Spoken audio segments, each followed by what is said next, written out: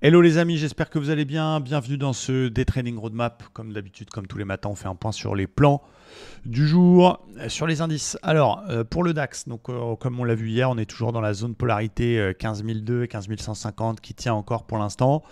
On est toujours dans un flux quand même assez baissier, hein, on va dire correctif dans l'unité de temps daily.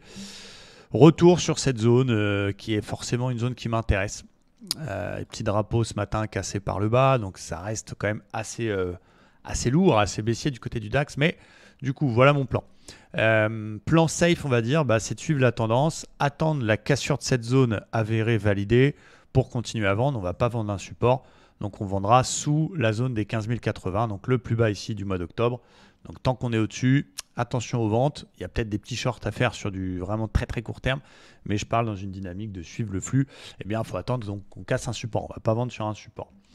Donc forcément, un petit peu plus joueur. Si on vient chercher ce support et que dans cette zone, on a un très très beau setup, donc un beau signal contre tendance, eh bien, je pourrais me laisser tenter pour un achat. Ça peut être une divergence, une heure ou quelque chose vraiment qui a de la gueule. Ok.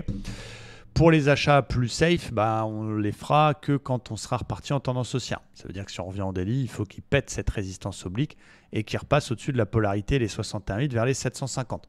Donc les achats safe ne se feront qu'au-dessus de cette zone-là, donc au-dessus des 750. Donc pour ceux qui veulent suivre la tendance, eh bien, ils attendront qu'on casse ce niveau-là pour acheter.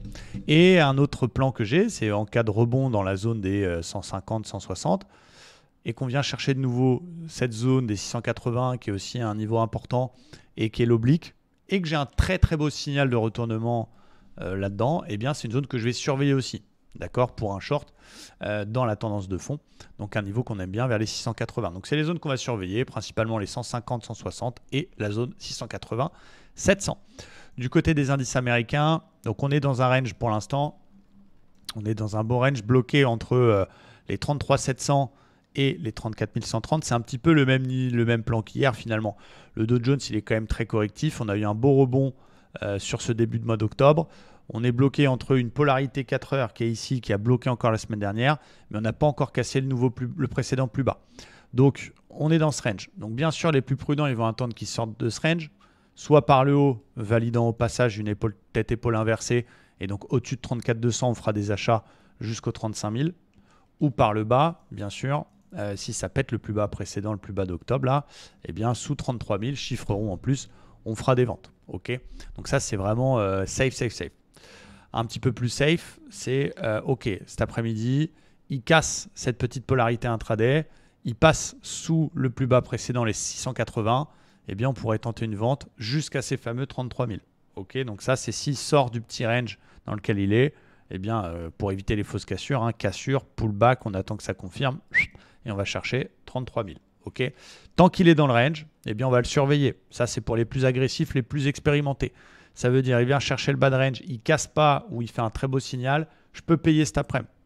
Il vient chercher le haut du range, il passe pas la polarité, j'ai un très beau signal, je peux shorter. Donc, tant qu'il est dans le range, on va travailler le range. Okay. Donc, les prudents, ils attendent qu'on sorte du range pour prendre une direction. Les plus joueurs ou les plus agressifs, on travaille le bas de range, le haut de range, comme un range, de façon classique. Pour le Nasdaq, c'est un petit peu la même chose. Alors, il est plus puissant, je le trouve en daily, il est plus joli dans son biseau, avec le haut du biseau qui est encore pas passé la semaine dernière. Et donc, on a différentes zones. On a une polarité que j'aime bien quand même, juste sous nos fesses, là, vers les 15 000, chiffre rond. Et on a une autre polarité qui n'est pas passée, qui correspond aussi au haut du biseau qu'on a sous la vidéo, regardez, hop, qui est là un petit peu plus haut, vers les 450. On a aussi un support tout en bas, vers les 14 600. Donc, mon plan pour le Nasdaq, vraiment dans le but de trader ce qu'on voit, je vais surveiller la zone 15 000 si j'ai un très très beau signal indiscutable pour un petit achat.